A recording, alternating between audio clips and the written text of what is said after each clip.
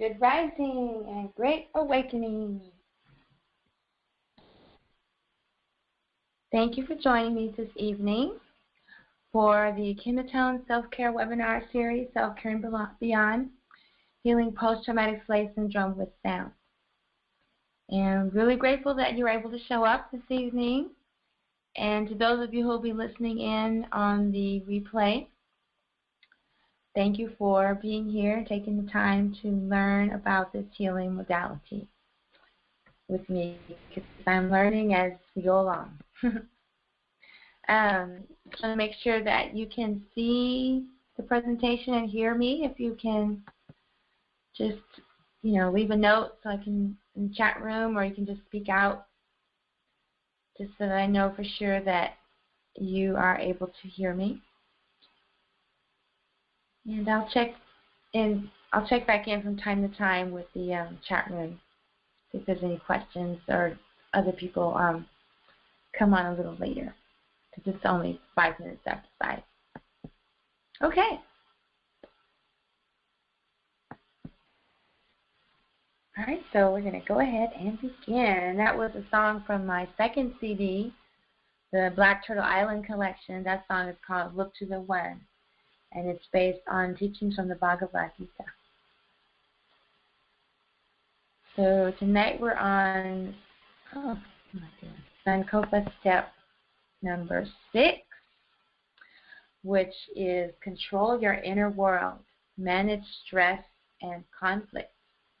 And again, this is a presentation on the Sankofa steps to healing from post-traumatic slave syndrome, as designed or created by our beloved teacher, Dr. Joy DeGruy. And she did a lot of research on this subject.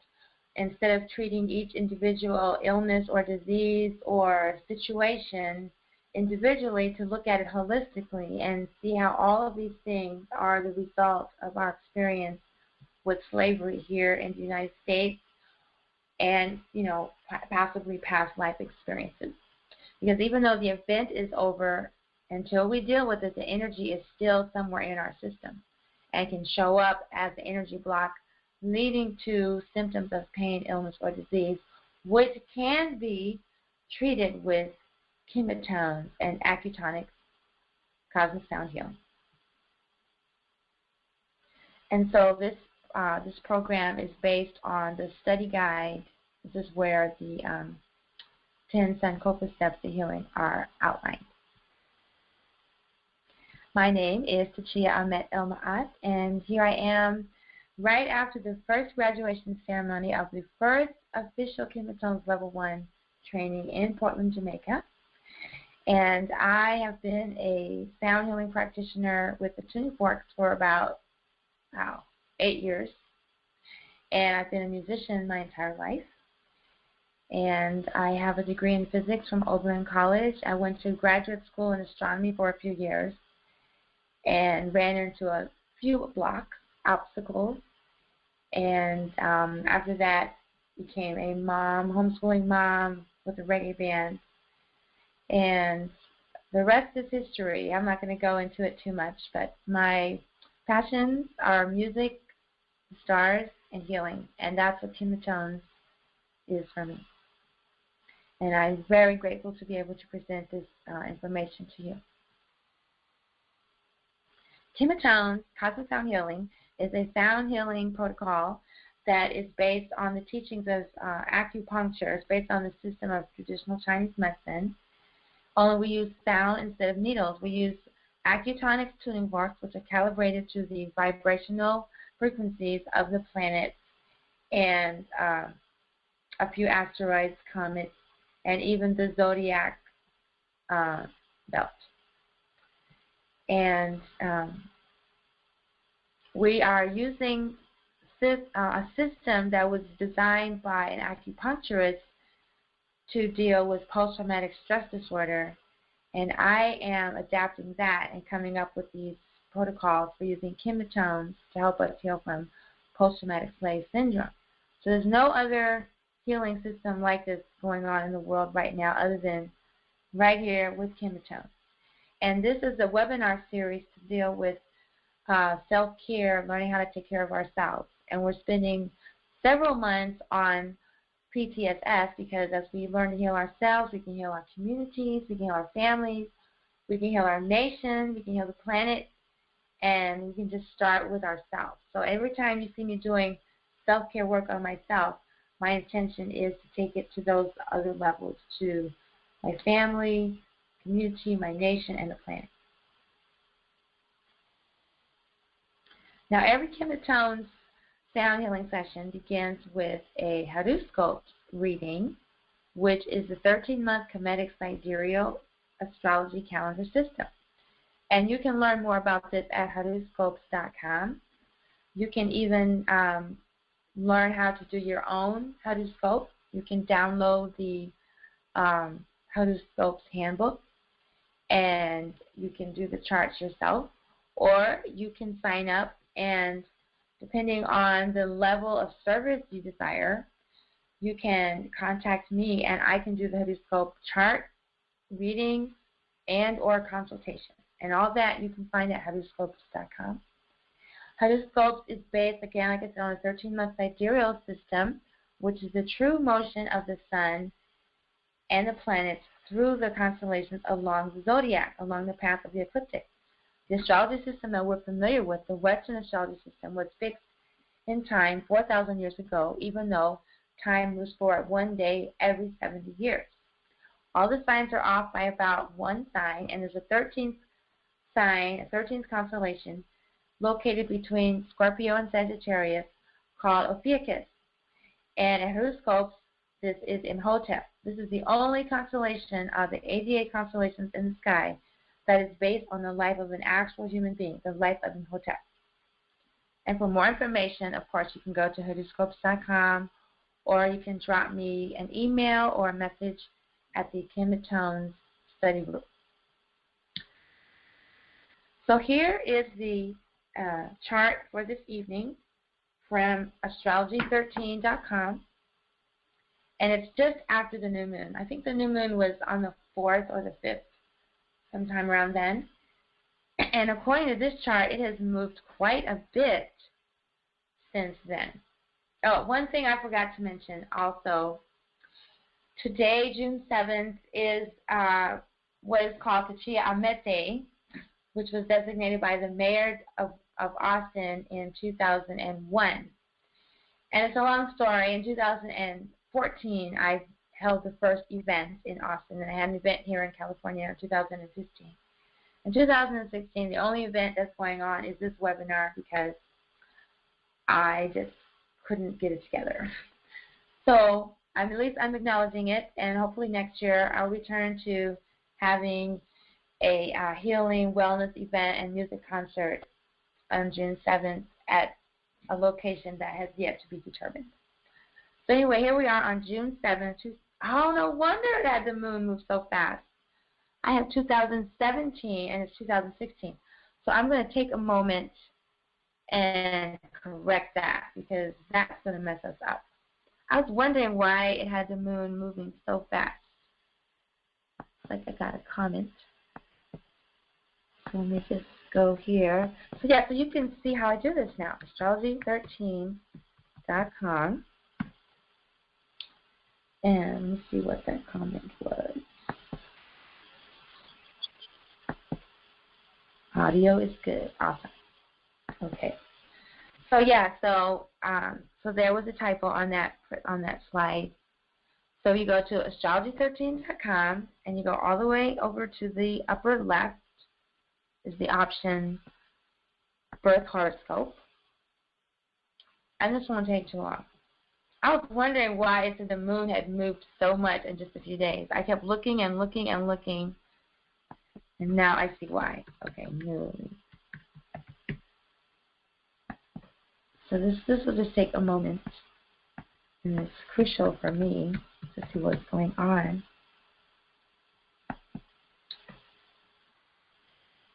And I don't usually type in my email until after I type in the longitude and latitude because you have to type it in again anyway. And so then you type in the date, and it's June 7th. See, I had 17 again. Man, what's going on, June? Oh, that's because I'm having the next Chia Amete, huh? Okay. 2016, and then I punched in 17 hours, which is 5 o'clock. And then you come down here and your location. Now, I don't usually fill this in until after I type in where my location is because it automatically does that. In other words, you're just wasting time. So I just use Oakland. And then you click on your state. And now when you come back, you type in your email address.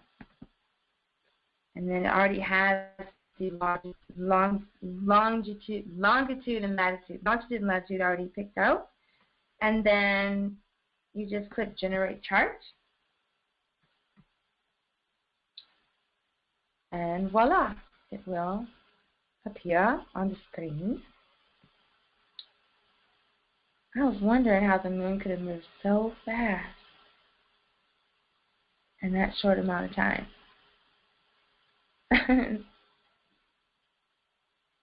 Okay. So yeah, astrology13.com is a great website. It's based on the ephemeris from Nassau as opposed to the one that the Europeans just made up. Okay, here we go. All right.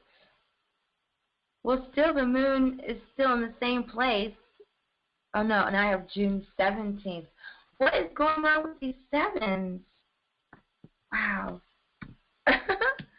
June 7th, 2016 at 1700 hours. No, I already have that. Okay. I apologize, but this is just the kind of thing that's been happening lately. Okay, now we're going to get the reading for today. And I'll save that other one for next year. No. Okay. Wow, but still the moon has moved a lot. Oh, wait, it's the same one. No, it's the same one. Man, Okay, June 7th, generate chart. There we go.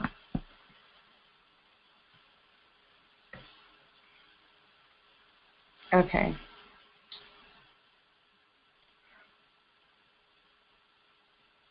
Well, at least I have internet today. That would have been something if internet had failed, which is what happened last week. Okay, there. That looks more like it. Okay. So now I'll just switch this slide out to our presentation and then get back. So that's going to change like the agenda for this evening. But that's why I like doing things in the moment, because no matter how much you prepare, it always comes down to the last moment. And this is a perfectly good example of managing inner stress and conflict, because, I mean, this could be a disaster, but I'm fine because it is what it is. So I just copy the image and then back here, and I'll just go in the page. There we go. Okay. That took, what, 6 minutes? Okay. So let's look at this chart now. Minimize. There we go. Okay, so we have the Sun and Venus are still in Taurus, and Mars is still in Libra, Ma'at, and the Moon is in Gemini. That's interesting because the presentation that I had prepared, the Moon was in Ma'at and Set was in Gemini. So they just switched. Isn't that interesting? I'm not going to dwell on it too much. Okay. So let's just take a look at this chart. So we have the Sun is in Taurus, which is still about abundance and grounding, using our creativity to create abundance. And we spoke about that last time. That hasn't changed. The thing that has changed is the Moon is in Gemini and Mars is in Libra. So those are, from what I recall, those are the only things that have really changed. So we will just deal with them. Now, Gemini, Pimahi, is the sign of the twins, or the duality. And Shasheta, or the Moon, is dealing with our personality. So this can represent like an inner struggle that we have. And then over here we have Set. And we try to deal with Set after he has had his own battle with his inner demons, with his personality, his ego, and he's now in control of his ego and able to serve the Most High, serve the Divine. So we're going to be dealing with those energies in our treatments. I had that Jupiter had moved, but it's obviously still in Leo, because I noticed that last night too, that it's still in Leo. So we're just going to deal with Mars in Libra, and the Moon is in Gemini. That's Set, Ma'at, and Shasheta, Pimahi. So on the chart that I have, it's just kind of reversed. But it's still what we're dealing with, because with Set, we're always dealing with this inner struggle that we have to listen to our ego, to panic, to doubt, to fear, angry, to be stressful, to be worrying what people will think if we're not perfect. And Haru is when we are, in partnership with our higher self, and we're on point with the Divine. We're in alignment with the Divine. And this diagram here, where it represents a person, and then it has the head of Haru and the head of Set. And it doesn't mean it's a being with two heads. It just means it represents the inner struggle that we all face. And then here we have Set with the harpoon that is defeating the serpent Apep, or chaos. And this is the role of our ego. The role of our ego is to help us deal with all the chaos in the world, help us deal with the symptoms that we're discussing with post-traumatic slave syndrome. And so the idea is when we go through this work, when we do the rituals, when we do the yoga and the meditation and the right actions we brought into the world, we have, we've been victorious with this inner struggle, and we respond, in the right way, in a good way, in a way that benefits us. We're not,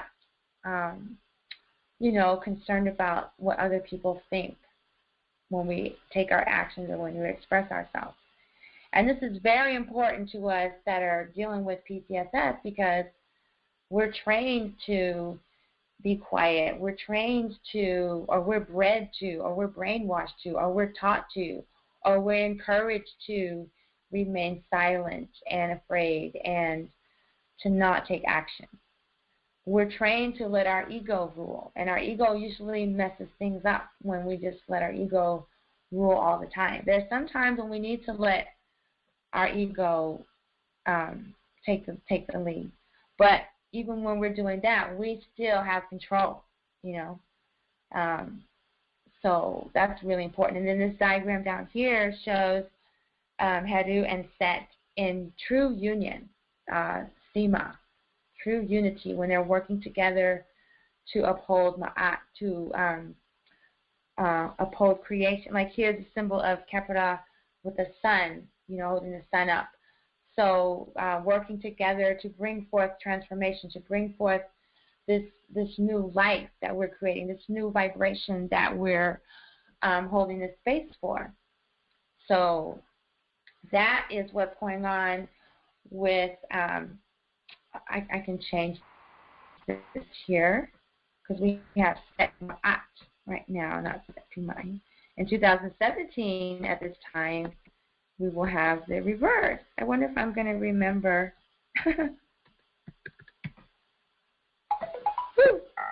Oh my goodness, all these weird noises. Okay, so that's done, and then let's go back to the program. And here's another diagram of Set and Heru,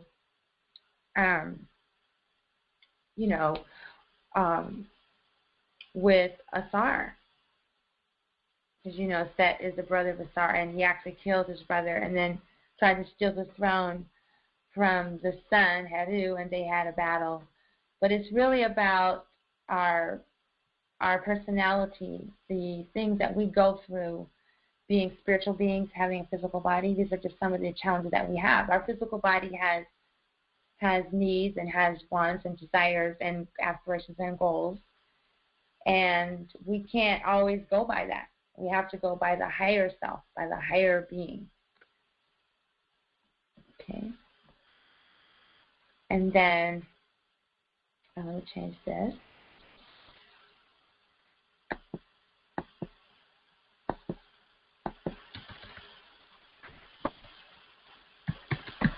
It's interesting how they're just reversed 1 year later. I can't see it. Okay, so here. I guess I have to change that also. Well, I'm not going to change that. Okay, so Shisheta is the architect, the engineer, the sacred geometry, astrology, astronomy, the librarian, the mistress of books, keeper of spells, records, accounting, bookkeeping, etc. And she's the scribe. She writes everything down. And when we're dealing with our personality, Gemini or Pimahi is the one of duality. So again, it's kind of the same energy of our personality having to balance itself. Maybe it could be male, female, or it could be higher self, lower self, or it could be present past or present future or something like that. But the goal is to come to harmony and to unity and agreement so that we can work together, and how we respond is the most important thing, is responding to the chaos, responding to these challenges, responding to the oppression, responding to the brutality, responding to the lies and deceit and corruption. So that is what this healing session will be addressing. Now, Jupiter, a moon, is still in Leo. I think I have here that is in the next slide is incorrect. But anyway, a moon is the witnessing consciousness. It is the aspect of our being that is always awake, always present. It's the one that sees everything that we do, everything that you're doing. It's recorded. Some people call it the Akashic records. So let me see what songs I can do. Like I said, I don't have a song for set. I do not have one. I'm going to have to work on that. I do have a song for Shasheta, and I do have a song for Ma'at, and for a moon. So I'm going to take a minute to do some invocation. And I will get rid of this song. There we go. Okay.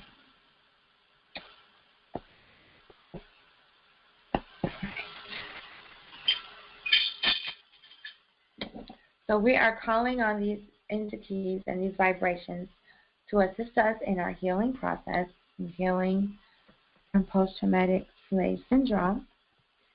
And this healing is being sent out on all levels, all vibrations, all the way down to the smallest, the cellular, the DNA, genetic, molecular, nuclear, and then all the way out beyond myself to my family, my community, the nation, the planet. It's going to span all of these levels, okay? So right now we're just invoking the cosmic forces of the moon and Gemini and Mars and Libra, or Ma'at. I don't know how much time.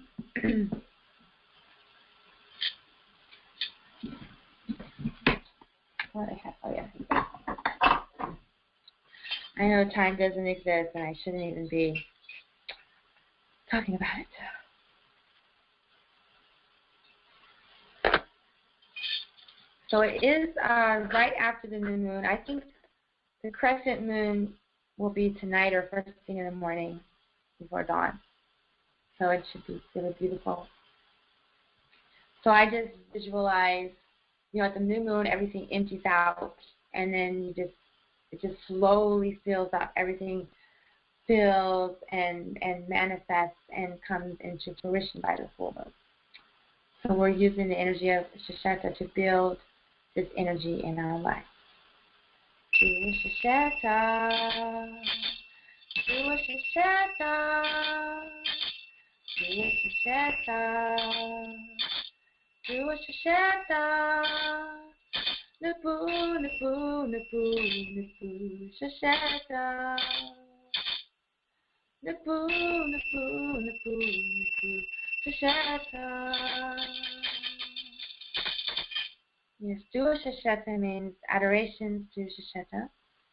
We're giving thanks. And then Nupu means I am Shasheta. It means I am the cosmic force of astrology, mathematics, writing, etc. And like I said, I don't have a song for set, but Shasheta is in the sign of Virgo,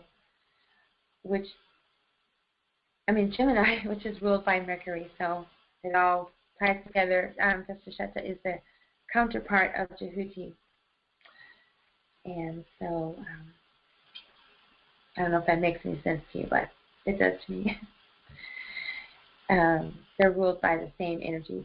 Jehuti is associated with the moon and Mercury. And right now, Shasheta is in the sign of Gemini, who is ruled by Mercury. Okay, and then the next combination is Ma'at and Set. I have a picture of Ma'at.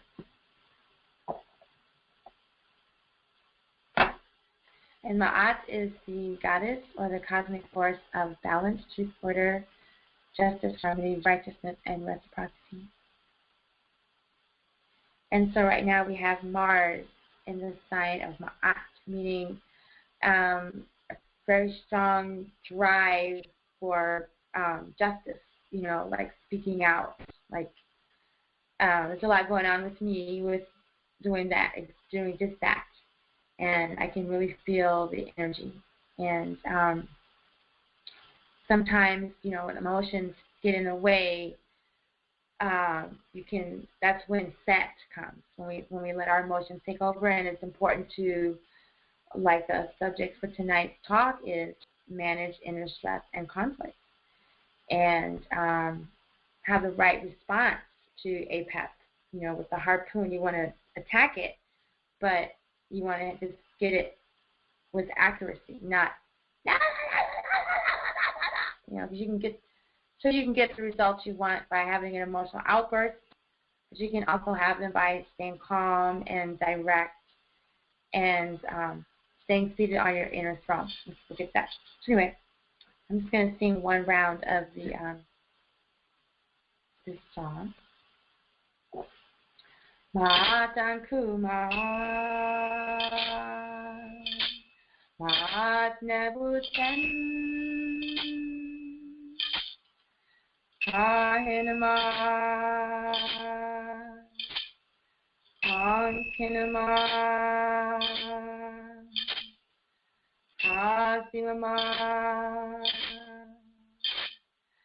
jua ma'at nebutan. Normally I would sing it 4 times or 7, but I'm going to just keep moving forward. Ma'at, Anku Ma'at, Ma'at is the source of life. Ma'at Nebutan, Ma'at is in everywhere you are. Kahina Ma'at, live with Ma'at. No, Kahina Ma'at, rise with Ma'at. Ankina Ma'at, live with Ma'at. Hasima Ma'at, join with Ma'at, let her guide your actions. Dua Ma'at Nebutan, adoration to Goddess Ma'at, who is in everywhere you are. All right. And that's a really good song. And I don't have the words. Again, I got to work on that. And then for the sign of Jupiter, which is still the planet Jupiter, our moon or PTSS, is still in the sign of Leo, still in the sign of Sekhmet. It's been there a long time. And I do know the prayer for our moon, so I'm going to go forward with that.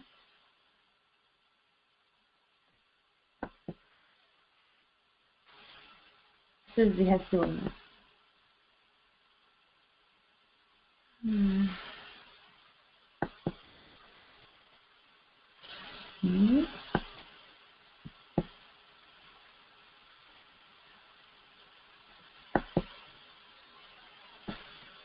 And this one's in English, so I don't have to translate it. I'm just going to clap.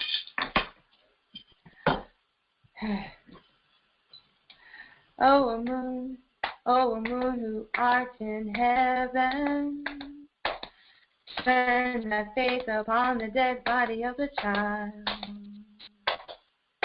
and make thy child sound and strong in the nether world.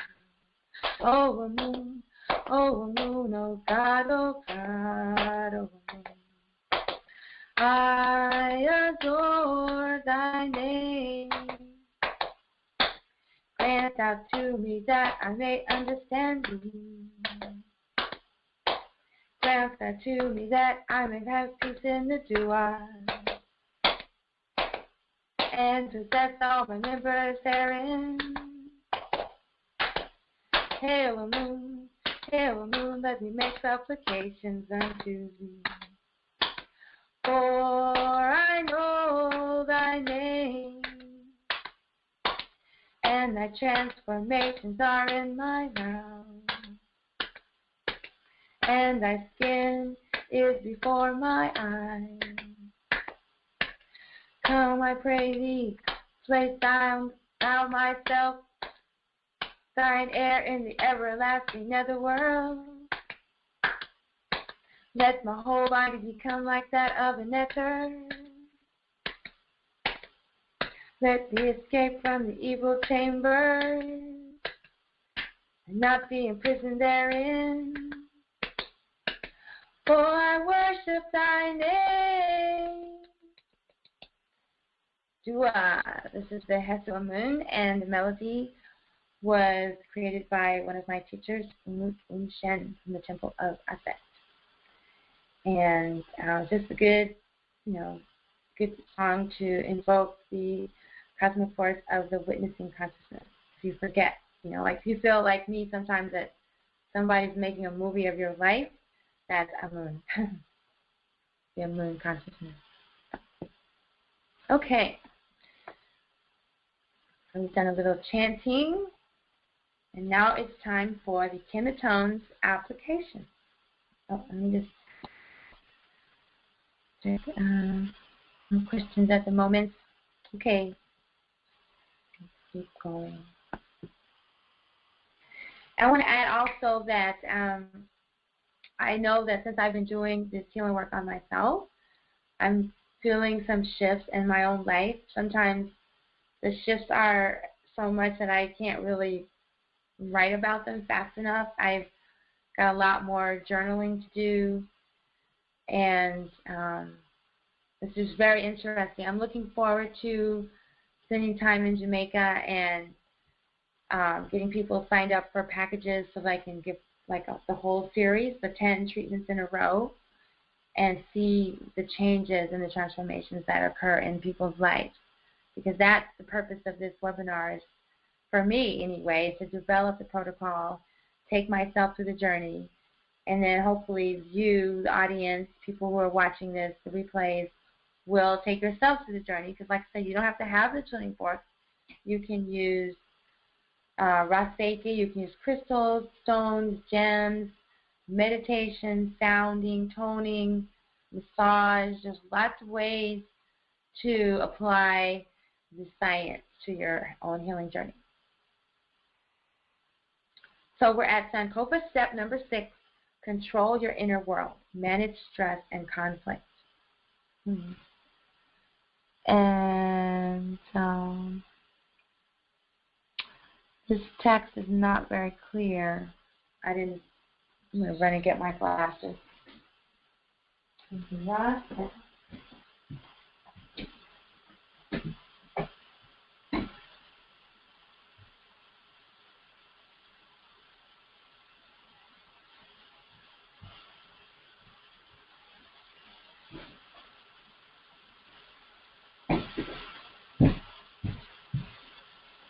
All right, let's see if this helps. Oh, yes. Sankofa.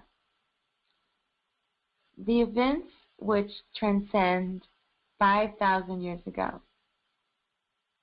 5 years ago, or even 5 minutes ago, have determined what will happen 5 minutes from now, 5 years from now, or 5,000 years from now. All history is a current event. Wow. All history is a current event. This is a quote by one of my mentors, Dr. John Henry Clark. All history is a current event. So current, the first thing I think of is the flow of energy, the flow of life.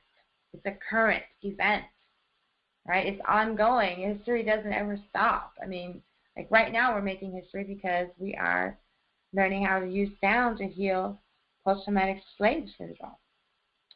So a few comments I have on controlling your inner world. Of course, yoga is my favorite technique for controlling my inner world. Since I have been with the Kemetic yoga practice of Tef Netadu and the Sima Pout and the Shatao Netter Temple of Aset yoga practice, because it's not just the postures. It's the postures to get you in the right mindset for your devotion, for your studying of the teachings, your meditation, and then you go out into the world. And I don't know if you noticed, but even this webinar series is taking us through these same steps. Okay, we don't do the postures during the webinar, but we do have devotion, we have listening to the teachings, we have meditation, and then you go out into the world and you have these, these experiences. So controlling your inner world, I highly recommend meditation. I highly recommend changing your diet, because the foods that we eat, we're eating animals. If we're eating animals that were murdered or poisoned their whole lives, or in captivity their whole lives, then that energy goes into your body, and that's going to cause stress for you. Like your karma every time you eat that kind of food is just getting worse and worse. So there's lots of ways to control your inner world.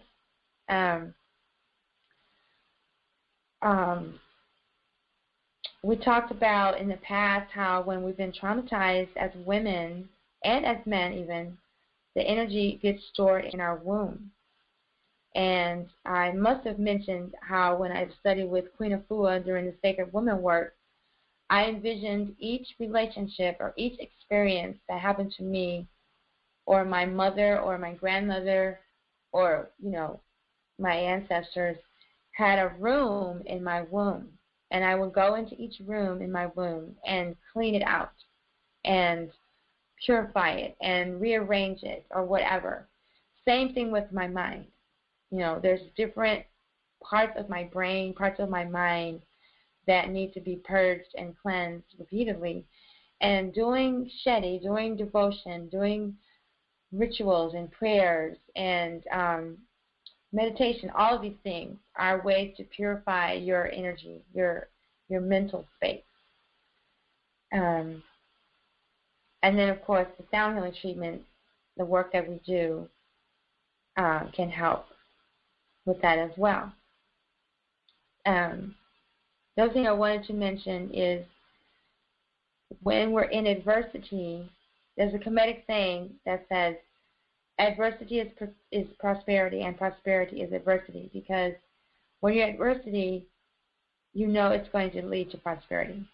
And when you're in prosperity, you're always protecting it so that you don't fall into adversity. So it's really better to be in adversity because something better is coming. And so if we can just remember to see the gift in the adversity when it's happening, it will change our experience.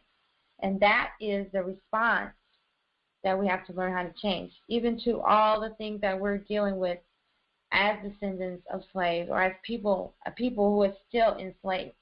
Even if you have broken through several areas of enslavement, still, like Malcolm X says, until all of us are free, none of us are free. How can you really be free when your family is still enslaved? Like, let's say you're no longer going to church, but everyone else in your family is going to church. You still have a lot of work to do. So, learning how to respond from consciousness, to remember our partnership with our higher self, to remember our divinity, to remember our birthright. Like me, I'm the person in the past when something would happen, I would freeze up, I wouldn't say anything, and then like the next day I'd be like, oh, I wish I had said this. Oh, I wish I had done that. Oh. And I have to say that the time that it takes for me to take action is shrinking. Like I'm so much more in the moment now than I was even a year ago, even a month ago. I'm much better at it. And now I'm getting better at responding with strength and courage and conviction, not, oh, okay, whatever you say, and then like blowing up later. So one way to control the inner world is to not let the stress build up, right? Just express ourselves, take action without fear, because we're coming from a good place. We're coming from the right place. So that is something else that we can work towards. So that's my commentary. So these are the questions from Dr. Joy for this step 6. The first question is, how well do you manage the stress in your life? Like, it's okay to have a moment. For instance, when the roof collapsed, it was okay for me to be upset for a few days because that's very traumatic. But then I had to move on. You know, I couldn't stay in the shock. I had to manage the stress. And I wish that I had gotten right back to my yoga practice, but I have to say it's taken a couple of months to get back on track. But as long as you get back on track. Now, let's look at our situation, our nation. How well are we managing stress in our life? I don't think as a nation, as a people, even as my family, I don't think we're handling stress very well, because in my family tradition, when there's conflict or stress, people just become silent and never speak to each other again. Or like in our nation situation, we just hate ourselves so much that we just try to be the oppressor. We try to be something that we're not. So I would say, or we eat terribly. We eat to die. It's obvious people don't want to live because of the way they eat. They enjoy killing themselves slowly. So I would have to say that as a nation, as a people, we are not managing stress very well. There's too many quote-unquote black-on-black crime. There's too many divorces, too many things that destroy life. And it's because we're not handling the stress well. The next question. Considering your or our coping strategies, are there things we can do to better manage the stress in our life? Definitely. I already mentioned a few. The Kemetic yoga practice, changing the diet, better communications. What's the guy's, Don Miguel Ruiz with the 4 agreements. Don't take things personally. Wow. If there is a problem, don't take it personal. If there is a problem, do your best to express yourself. Don't stay silent. What's the other 2? Always do your best. Never take things personal. Oh, I can't remember. I'm having a blank. Never take things personal. Oh, don't make assumptions. Oh, wow. That would help a lot with managing stress. If we stop making assumptions and be impeccable with our words. That just means being true to ourselves. If we were able to be true to ourselves and be true with ourselves, we would handle stress much better. But most people in the nation, or most people dealing with post-traumatic slave syndrome, are living in a fantasy. They're not dealing with it. So there's a lot of things that we could do better to manage stress. When conflicts arise, how well do we resolve them? I don't think as a nation that we have resolved the conflicts. I think we have, in the past, since slavery supposedly ended, we have gone to the slave master and asked for freedom. We go to the polls and we vote. We go shopping for the holidays. We pay the taxes. We pay the fines. We do everything that they ask us to do. But it has not resolved the conflict. What is it? If you keep doing the same thing over and over and expect different results, that's insanity. So by those standards, I would have to say our nation is insane, because I just read the other day somebody's planning a march. Planning another march. Okay. Yeah, all right. Yeah, great. That's such a revolutionary idea. It's time for something else. We can't just keep doing what worked 100 years ago. 100 years ago, yeah, that was pretty effective. Or like 75 years ago or 50 years ago. But now it's not. So when conflicts arise, we don't resolve them. We stay mad, we stay bitter, we stay blaming, We don't take responsibility for what happened, and we're not looking for the gift. There has to be something good in this experience. Otherwise, it wouldn't have happened. And I don't think it's going to end until we can find what that is. What were we supposed to learn? Otherwise, we're just going to stay here. That's my opinion. I know since I've been doing this work on myself, I've really changed. And hopefully it's for the better. Okay. All right. So these questions that Dr. Joy DeGruy has posted for us to contemplate reminds me of the celestial event known as the Saturn's return. And this started me thinking about our nation. You know, like if I put us on a timeline, where would we be in the timeline of humanity? Like, is this some sort of grand Saturn return where we're dealing with obstacles and limitations in life to see how we learn our lessons? Because that's what Saturn return is. We have to come into our own spiritual practice, our own spiritual protection. We can't be looking outside of ourselves for these things.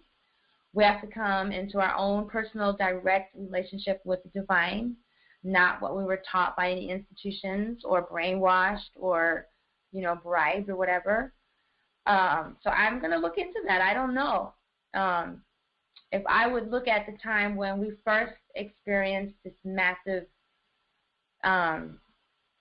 violation, like towards the end of the grand ages of Kemet, when the Greeks and the Romans came and did some sort of timeline, I'm gonna check it out. It looks kind of interesting to me. Maybe it's just a cycle that humanity goes through so that we can have these experiences, because as yucky as Saturn return is, you know, we learn a lot when we go through our Saturn's return. And then also, one of my teachers recently spoke to me about, well, she spoke to us about the slingshot effect. Like one of my teachers, her name is Tara Maxwell, and she's my affluence coach. And the slingshot effect is when, you know, you're sailing along just fine, everything's going really smoothly, and then, you know, you're becoming the person that you're here to become. You can feel it. You're manifesting. Your energy is growing and flowing, and prosperity and relationships are going well. And then something happens, and it feels like you're sent way back to like a former self of you. You're sent back in time to a time that was very difficult, a whole other era in your life. And then, so she says, well, that's when the slingshot is being pulled back. You're pulling, let me give you a demonstration here. This is like kind of fun. My phone is talking today. Okay. Yeah, so it's a slingshot effect. So you're sailing along just fine, and then something happens, and you're sent back, like almost back in time, to a former self of you. Like for me, when I would still be really quiet and super emotional. Like now I'm just emotional. I used to be like really, really emotional. I would just start crying like that because I was triggered by so many things, right? So something will happen, and I'll be like pulled back to my former self, and then something will happen again, like I'm pulled back as far as I can, and then I'm propelled farther than I was when I started. And so she called this the slingshot effect. And it's, you know, it's kind of like a spiraling thing where you come back around to where you were before, but you're going up the spiral. You know, you're going up. You're not just going round and round and round and round, which, by the way, is how the Western approach to time is. It just keeps us on a circle, but actually time moves forward, so we should be moving forward in a spiral. And if we look at our lives differently, we might see the slingshot effect. You know, like, for instance, with the apartment building, when the roof collapsed, oh my gosh, that's like the worst thing you want to happen when you own property that other people live in and you know, your money coming in. But as it turns out, that was the slingshot effect, because now the insurance is going to pay for all the improvements that I've been wanting to make for years. So that was the slingshot effect. So just take a moment to look at events in your life, how something really terrible propelled you forward. And if we could like shift how we're thinking about post-traumatic slave syndrome, yes, the Europeans played a big role in it, and they are still awful. They still settle, and they still have this mindset that needs to shift. And as soon as enough people have, in my own nation, black nations and indigenous nation, have shifted from this work, then I'll definitely go and talk to the European nations. But I'm taking care of my own first. And so this work applies to everyone who's been affected by slavery, right? But I want to look at, like, what's the gift? I mean, it's terrible. It's horrible, and it's still going on.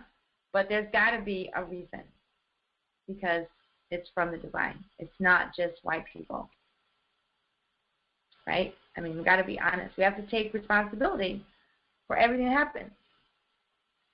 So if it's a slingshot, then this slavery period that we've been in, this current one for 400 years, or since the Europeans, the Greeks and the Romans arrived in Kemet at the end, you know, when you think of how long Kemet existed, or how long black people, black culture existed before they arrived, this is like a blink of an eye. Even if it's 2,000 years, that's really nothing compared to 260,000 years, you know. So that's how I'm starting to look at it, because I'm not calling it white supremacy anymore. One of my friends said it's not white supremacy. They're not supreme. They just have messed up thinking.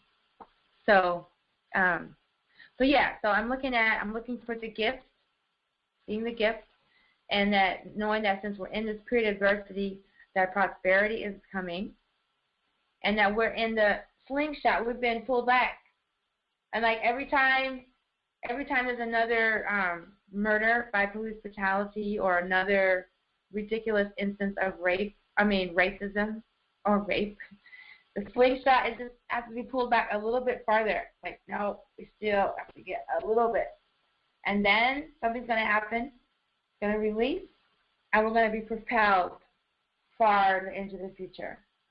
So I just want to keep that in mind, that that reality, or that possibility. Okay, that's my commentary.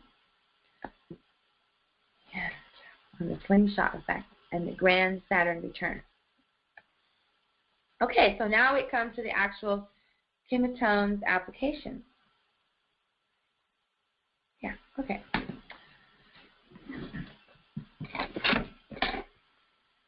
And again, I appreciate you hanging out and participating in this presentation, because you're my inspiration.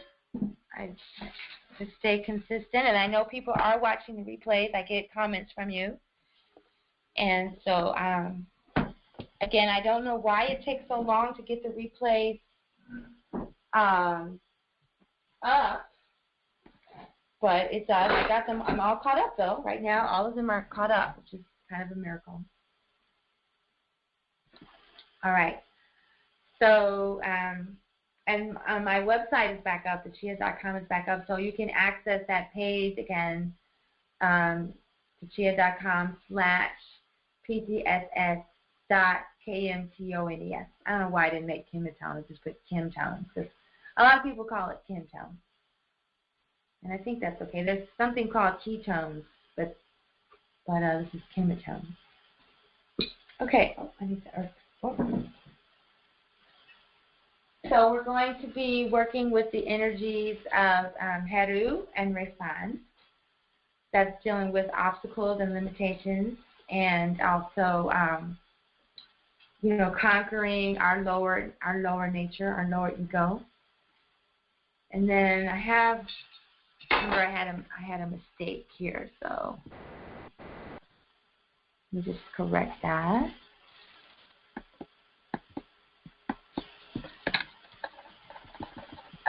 It's funny how they're just reversed. 1 year later, or earlier, or whatever.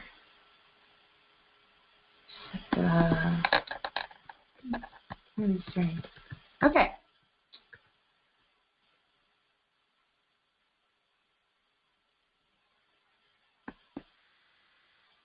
Okay.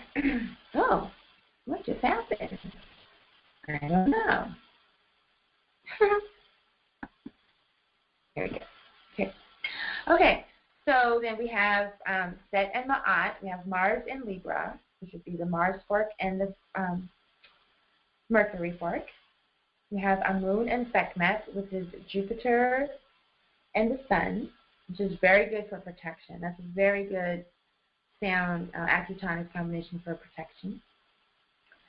And then we have Shasheta and Pimahi, which is the Moon in Gemini, which is again Mercury, ruled by Mercury. We're going to be working with the liver and the gallbladder meridians. The gallbladder, like I said, is kind of challenging for self-care, so I'm just going to do the liver. And then for chilling out, like intense chilling out, you would use a lot of work on the head, so, and I'm going to be using Mercury and Neptune, or Jehuti and Nebuchadnezzar. And then for step 6, for anger and stress and mindfulness, we're instructed to use the Zodiac Om octave and the extraordinary vessels for Chang and Yin Wei. So I don't know if you see this. This is a pattern that comes. You do the 3 treasures, and you use the forks of the day, what's going on for the day, whatever's going on. Then you do meridians that are associated with PTSD. This is just like the same treatment I would do on someone that came in. If they were coming in for a treatment on my table, it's the same pattern. But I'm doing it, I'm working on myself. And then we end with the extraordinary vessels. So it's going to take a few minutes to go through this process with myself. And the camera.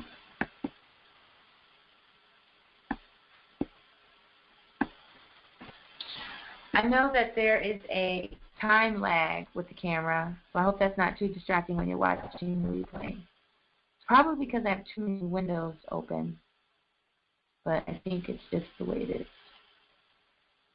Yeah, what are all these windows? I'll close those. Maybe that'll be better. I didn't even know they were all open. Okay.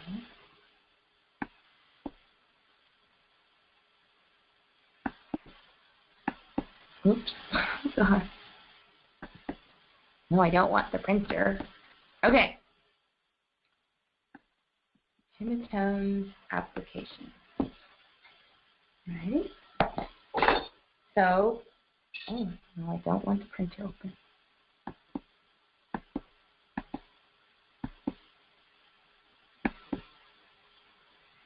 Okay. Yep. All right. So always start grounding on the feet. You can use the ankles or the bottom of the foot. Get my meridian charts out.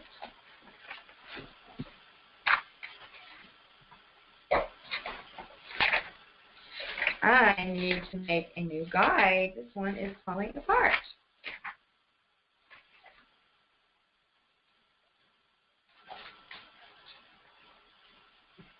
So I'm going to start on the 3 treasures. I just got on the ankle bones. Nothing really exciting there. Again, you could use acupressure, crystals, stones, whatever is your modality. The idea is to eliminate the blocks along these meridians and the flow of energy. You could just do toning.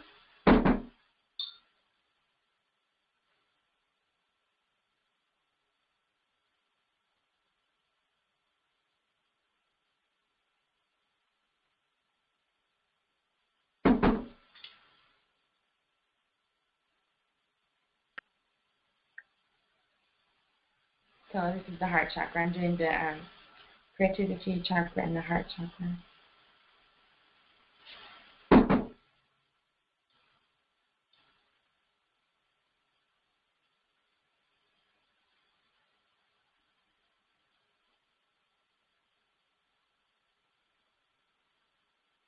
Okay, so we have a lot of energies to work with here.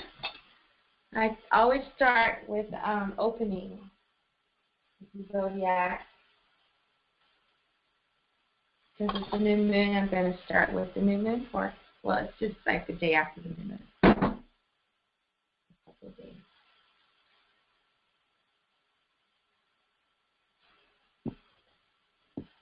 So we're going to three treasures, which is the creativity chakra, the heart chakra, and the first eye.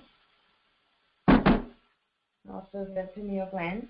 And then also when you move up, the energy up, or you move your healing modality up, you're eliminating blocks or the direction of dissolution. So right now I'm removing blocks for my energy through the chakras. And then when you bring the forks down, the direction of manifestation and creation. Just for opening it up. We've got Heru and Geb right here to break beyond any limitations. Remember I was talking about the grand Saturn return of our nation or of humanity? You know, maybe we're just in our grand Saturn return. Because everything is exactly the way it's supposed to be. And if we don't like it, then we're out of alignment with the universe.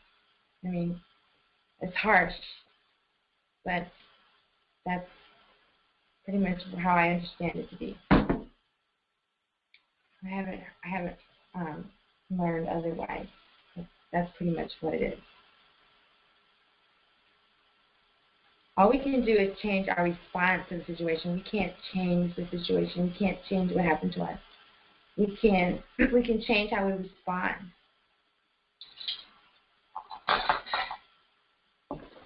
And, so here we have Set and Ma'at. No, Libra, sorry. Oh, look, that's wonderful because this is the balance I was talking about. This is the combination for balance. And if you have the self-care kit, you do have Mars and Venus. So this is actually Set Ma'at. Let me go from my throat too so I can express the truth with beauty. That's what some people say they like about my music, that I express difficult truths, but they sound beautiful so they don't hurt so bad.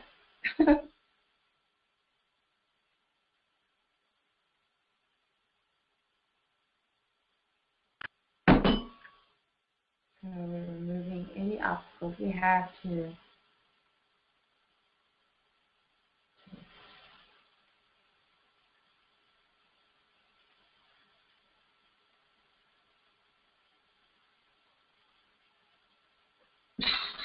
And like I said earlier, Jupiter and Sun, or Amun, the witnessing consciousness, and Ra, is a very powerful protective combination. In fact, there's a chant, Om Amun Rapata, Om Amun Rapata, Om Amun Rapata, Om Amun Rapata, Om Amun Rapata.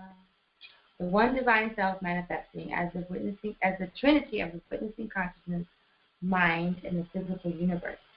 So here we have witnessing consciousness and the mind, or creativity, because we create with our minds.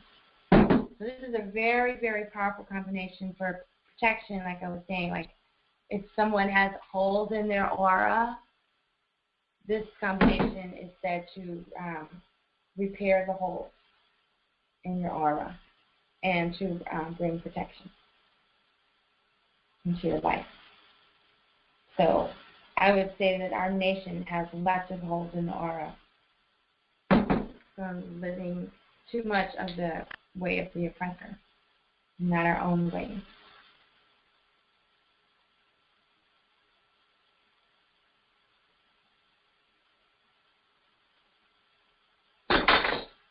All right.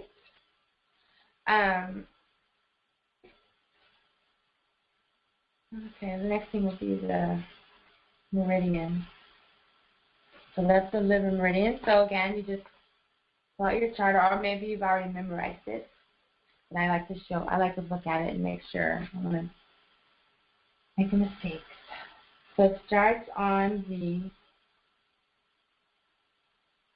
glasses.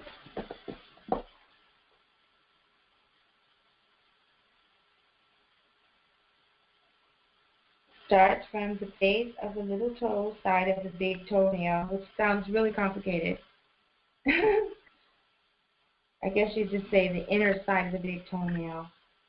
Travels up the inside of the leg and thigh, ankles out to the waistline, then back in and up to end in the sixth intercostal space directly below the nipple.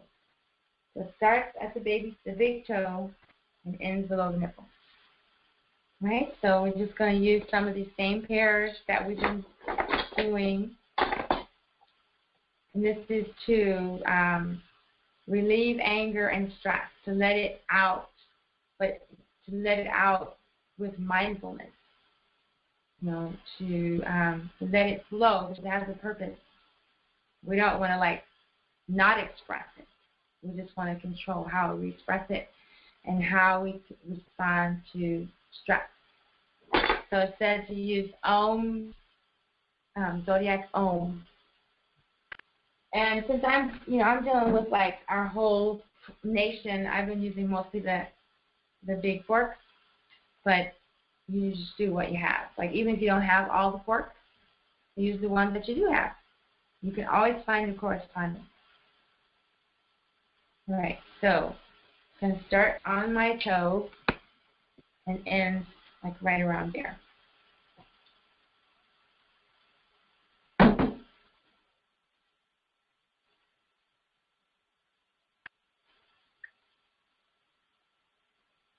Ankle,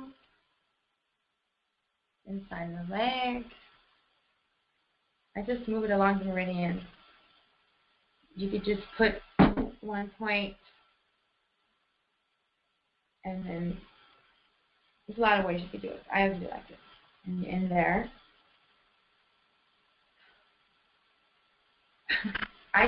When I get really angry, I should just come do this, because I know it's just energy. And then you could just put one fork at the beginning and one at the end. And remember, whatever you do on one side of the body, you have to do on the other side. Keep it balanced.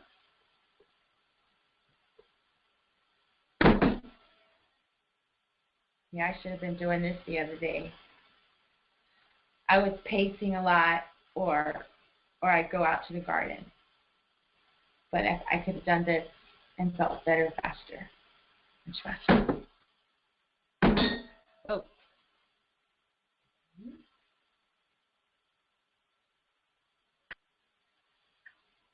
Right. And since we're dealing with flow, I'm going to do Mercury and Saturn. Very interesting combination. This would be Jehuti and Geb. I'm going to do one fork on one side and the other fork on the other side. You can do that too.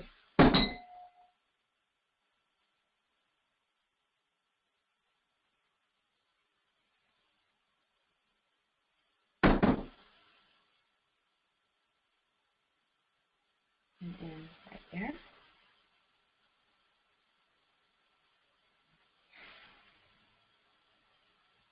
How we deal with obstacles, how we deal with stress, how we deal with limitations, how we deal with forced migration, involuntary servitude, all these things, how we deal with them.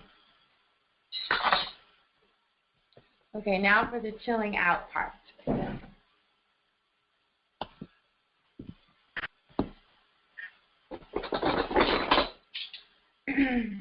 I'm going to keep using the Zodiac Om.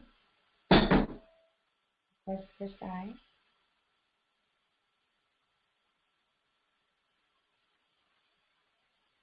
You just put it on different locations around the head. Just common sense.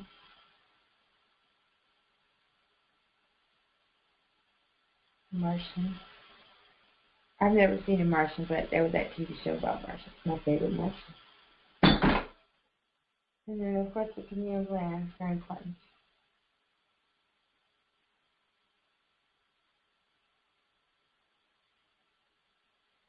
People ask me, how do you know where to put the tuning fork? How did you know exactly where the spot is, where my pain is in my back? I'm like, I'm just following my intuition. I just go where I'm guided. There's no science about it. I just know where to put the fork. It feels great. I'm glad that people like it, and I'm really happy about it. All right, so we're going to get some Mars, Set, Ma'at, some more balance.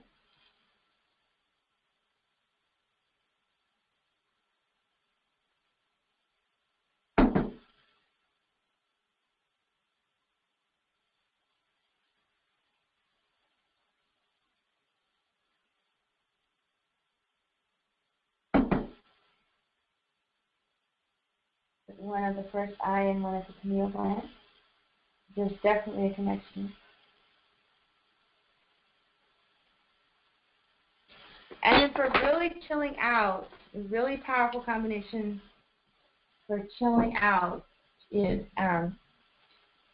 Tahuti and Nebunet. Like really putting things in order. That's how putting your thoughts in order, clearing up your mind space. Because Nebunet is the energy of spiritual incarnation into the physical realm, and she's also the lady of the house. So, this is the supreme combination. Like, if someone is really like having anxiety attacks or something like that, this is the #1 go-to for that.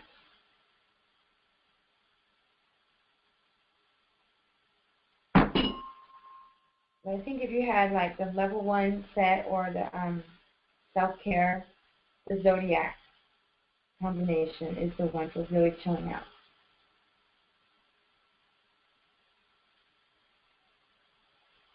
Yeah, this is so really good. I can, like there was a knot in my stomach. It's just unwinding right now.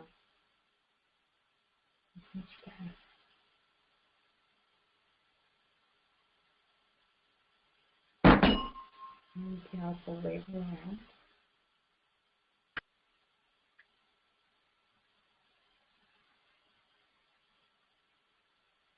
Okay. And then we go to the extraordinary vessels, right? We chose for step 6, the Chong and the Yin Wei. Then the new handbook. The Chong, usually that's foot, hand, and the Yin Wei is hand, foot. They're opposites. So you can either do the same direction, the same combination, like left to right or right to left, or you could do opposite. And if that doesn't make any sense, you're going to have to come take the class. Okay, so we're going to do the Chong Wei. We want to get this flow going. So I'm going to go with this combination again. With the Chong Wei, it's on the inside of the foot first, and then the hand.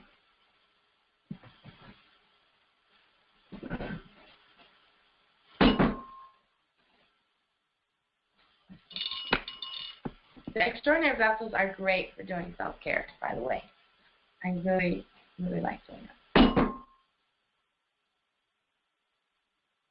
You can really feel it. You have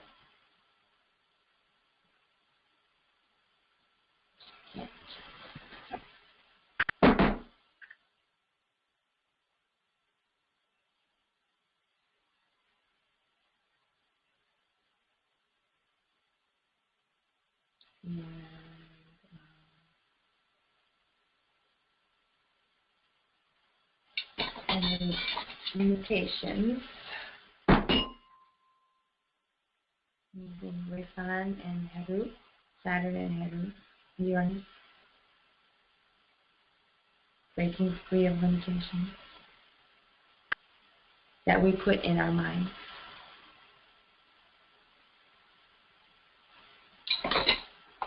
And the other pair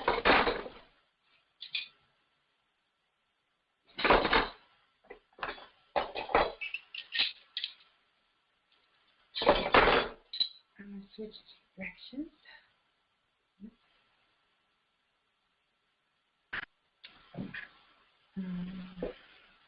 Do the hand first and then the foot.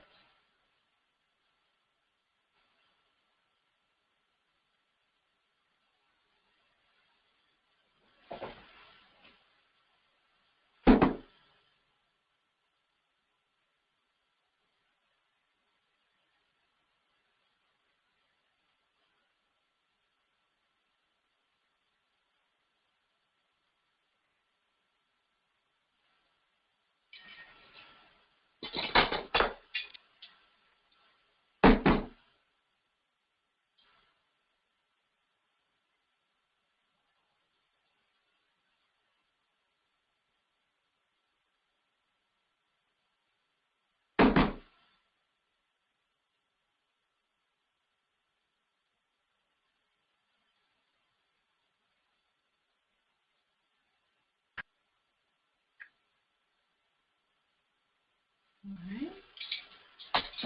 And then we switch to the high frequency quartz.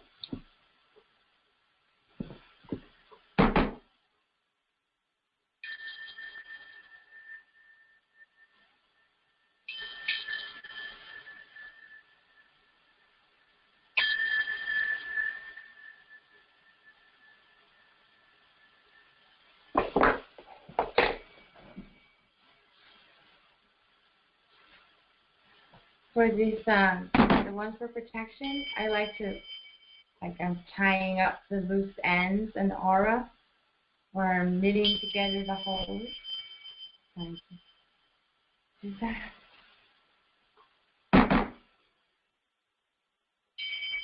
And when you bring the sounds down, you're manifesting. I'm manifesting protection, spiritual protection.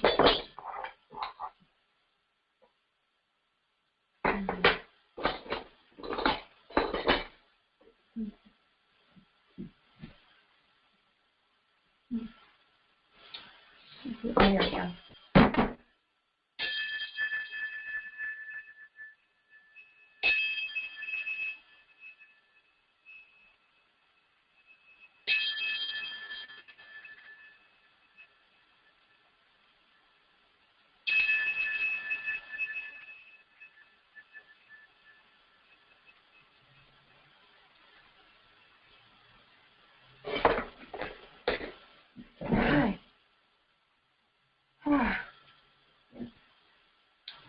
I think I'm going to ground myself. I'm a little out there right now.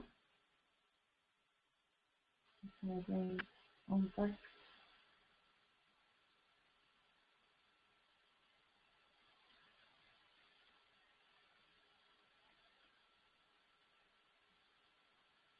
All right. So that is the step number 6, KemeTones treatment for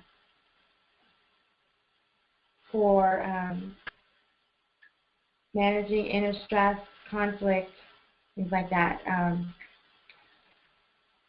to remove the blocks to expressing our anger and to empower our personality to develop a better response to situations, and also the concept of the slingshot, like what's happening to our people right now is, you know, pulling back of the slingshot, or like a bow and arrow. So that is that.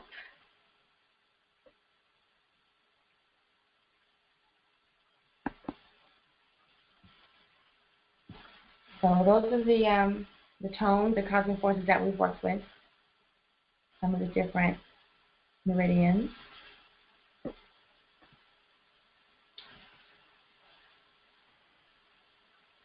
And before we move on to the meditation, just wanted to take a moment to talk about some of the upcoming programs and events that will be coming up with KemeTones.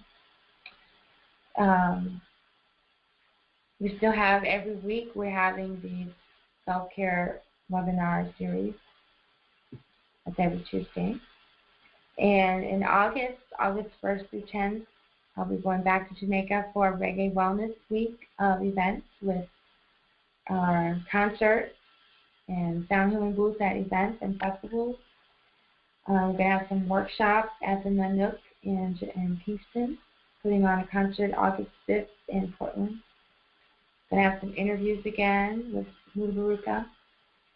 And we're going to be taking this, once we've done it in Jamaica a few times, we're going to take it to different places, bringing this wellness information with KemeTones and the post-traumatic slave syndrome and different wellness practitioners that I've come to know. Our plan is to just take it on the road and share our healing with them, with people in our community. And then I have this new song that I wrote called Tenant Burn, which I wrote to help me deal with some of my anger and frustration.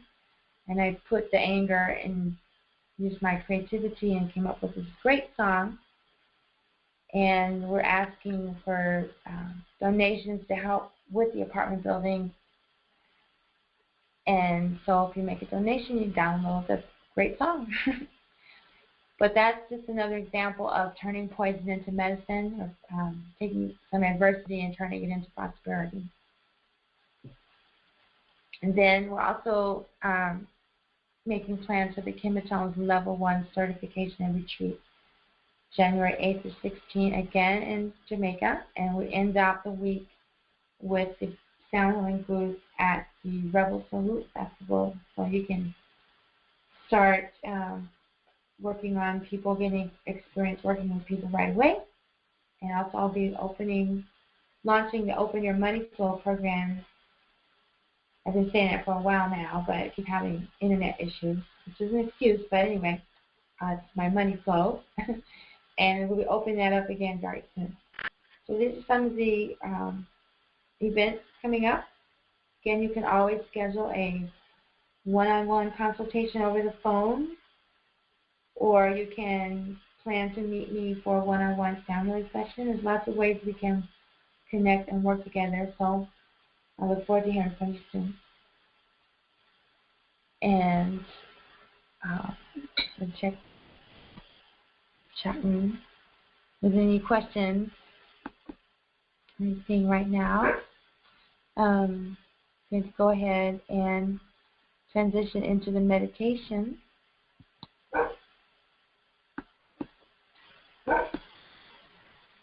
And a nice meditation about the response, managing our stress, our inner conflict, all of these things. The meditation for tonight is going to be the slingshot meditation. I don't think this meditation has ever been carried out this way. And let's see where we go. So I invite you to get into a comfortable seated position. And if you're able to view the screen, take a good look at the slingshot, because you're going to be using this in your visualization. So it's basically a piece of wood in the shape of a Y, where the branch breaks off into two smaller branches. And you have some stretchy material, rubber, or I guess they use guts. I don't know, these back in the day. And a little piece of leather tied to the string to hold whatever it is that you want to propel, right? So that is the slingshot for our meditation. So I invite you to get in a comfortable seated position, either with your seated on the ground with your legs crossed in a lotus posture, or in a chair with your back straight, your feet firmly on the ground.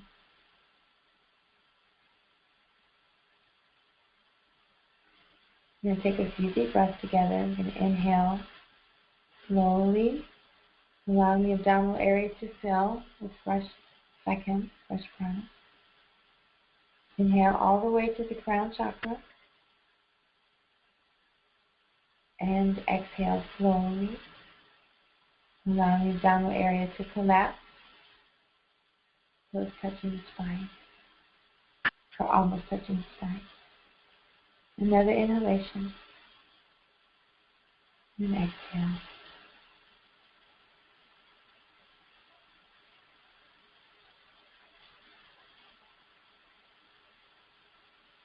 Right, so I want you to gently close your eyes,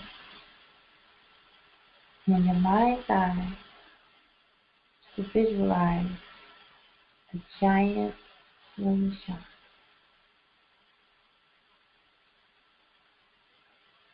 This slingshot is very tall.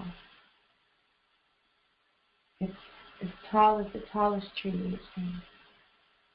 It's very tall. Who knows how tall the tree was that made it, who made the slingshot out of this giant tree. So the slingshot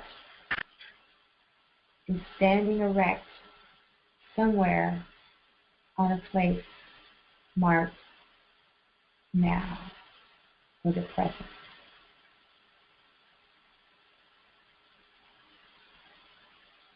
And in the present moment, see yourself with your community thriving. Everything seems to be going well.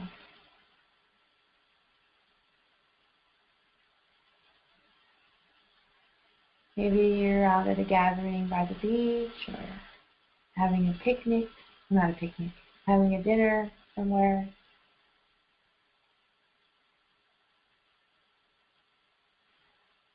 And then something terrible happens and your freedom is taken from you. In your mind's eye, visualize a scene where you're with your community and something happens and your freedom is taken away. You lose your freedom to speak, freedom to move about, freedom to learn, freedom to be abundant, all the freedom taken from you. And we're placed in the little pouch of this giant slingshot. And some force pulls us back, far back, like through a timeline. We go back from now to the time the civil rights movement, when we were marching, and slingshot goes back even farther to when so-called the slavery times had ended, but we're still like suffering and struggling in the Reconstruction and all the lynching, and the slingshot gets pulled back even farther to where we're still enslaved, we're still working as slaves, and it goes back even farther to where we're back in our homeland and we've been captured. And it goes back even farther when we're still in Kemet. We're still walking around freely, going to the temple and building pyramids and just living our lives with abundance and wisdom. We go all the way back to where this is taken from us.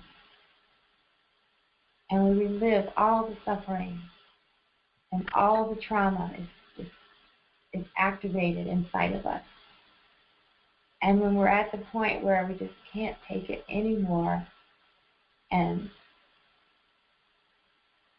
it's just too much, just for a moment, we feel that agony and oppression and centuries and millennia. It's all tangled up inside of us, in the community, in every womb that's not. And then on the next exhalation, the slingshot is released and we're propelled forward through the timeline to the moment when slavery was supposedly ended, forward to the time when we had the right to vote and to work and to teach and to learn. Forward, we had the right to sit on the front of the bus. Forward to, we had the right to have our own music and be proud. And even forward to now, where we have a black president. We still have all these issues, all these problems. Just take a moment to breathe all that in. We've made all this progress, and we still have all these problems. Just take a moment to breathe that in.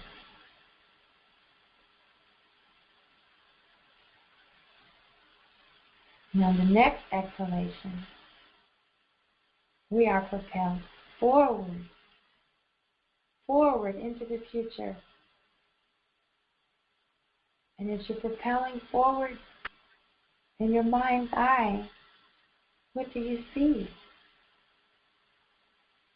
The next 10 years, the next 20 years, forward, propelling forward to the slingshot. The next 30 years. What can you see with your mind's eye? What is happening to our nation? 40 years, 50 years, 75 years, 100 years. And finally we land.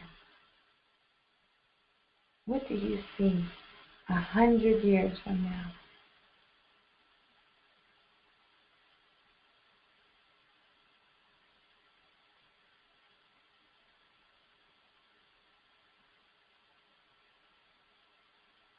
How does it feel?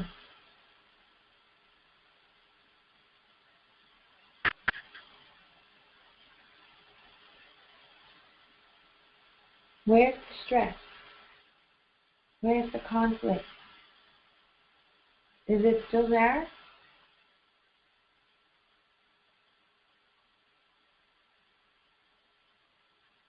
Where's the resolution? What was the change? What was the transformation?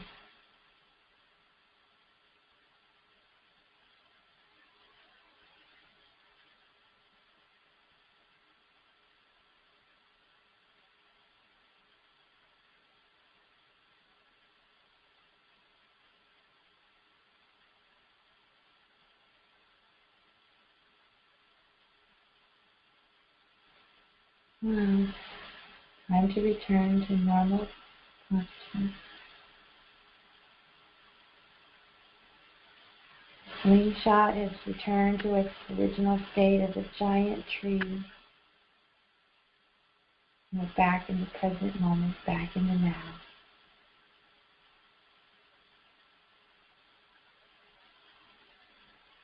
It's a little bit of excitement about what we were able to see when we propelled ourselves forward into the future. In order to go to the future, we had to go back just a little bit. And that's what Sankofa is about. That's what these steps are about.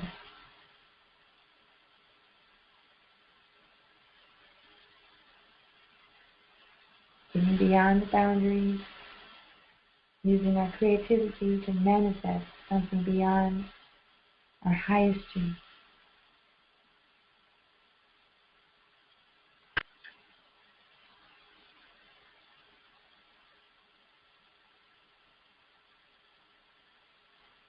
Om Hateh, Hateh, Hateh, Hateh.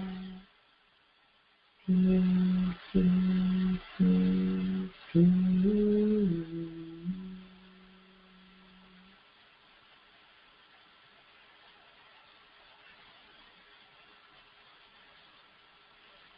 Well, whatever came into your mind's eye during the propelling forward, maybe you could share it with us on the group,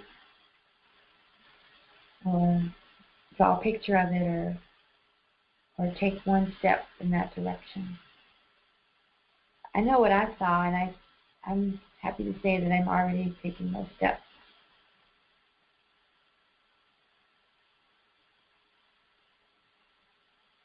What I saw was this pure, clean energy with no wars over natural resources.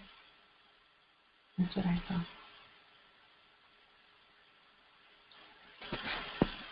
Now, that's all for this evening. I hope you've benefited from this presentation.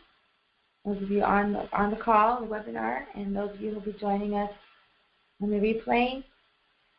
Like I say, I've got all the webinars caught up, and now I can go through and post some of the things I said I was going to be posting. Once again, I appreciate you taking the time to join me on this journey, and I look forward to having a discussion with you in the near future. Now that my personal life has calmed down a little bit, I can get back to communicating with you all more frequently. So if there's no more comments or questions, I will leave you with Hatep. Dua again for being here, and I'll talk again soon. Hatep.